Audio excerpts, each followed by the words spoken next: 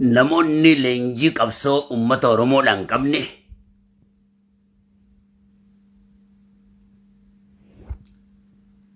qabsoo jechuun tifoozoo OPDOdhaa badhaadhinaa tahanii dhaabuma Oromoo badhaadhinaa tahanii dhaaba Oromoo kaafaa'oo arrabsuu xiqqeessuu itti fakkaata.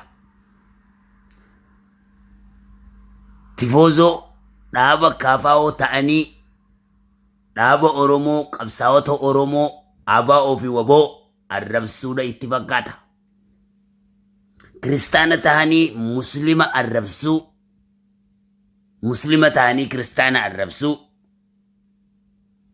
qabsoo itti fakkaata. Waaqeffataa tahanii Oromoo muslima arrabsuu, Oromoo muslimaa tahanii waaqeffataa arrabsuun qabsoo itti fakkaata. Gandaa fi gosaan wal arrabsuu wal qooduun qabsoo itti fakkaata. Jaama biyya baay'eetu duudaa tooggana waan ta'eef yaa kaaw moo shit. Tifoozoo kana keessa nagalchuu barbaaddi. Ana jaalmilkii sabaa guddaa. Qabsaa Oromoo guddaa. Wallisaa Oromoo kabajamaa guddaa. Ilma goota guddaa. Ilma intala gootittii guddoo. Sanyii goota guddaa.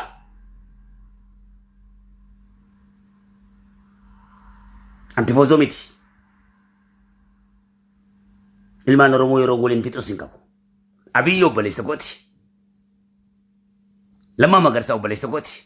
Johaar obboleessa kooti. Shimallis obboleessa kooti. Caaltuu isaanii obboleettii tooti.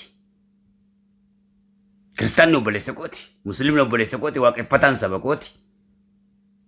Kiristaanni saba kooti. Musliimni saba kooti.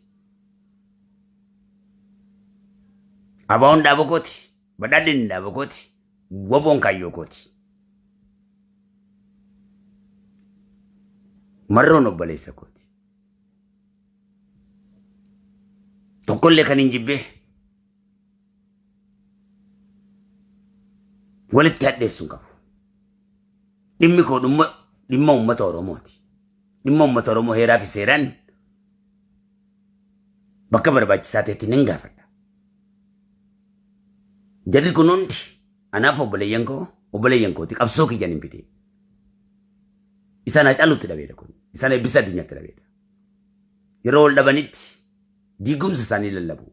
Tokkummaa isaaniitiin lallabu. Kun kaayyoo kooti. Eenyumti jaalate jibbee dhugaanis kana. Kan uummanni Oromoo jaalatus haqniinis kana. Abbaan fedhe jibbuu hin danda'u. Waan uummanni Oromoo murteesse eenyumti shaaruu hin danda'u.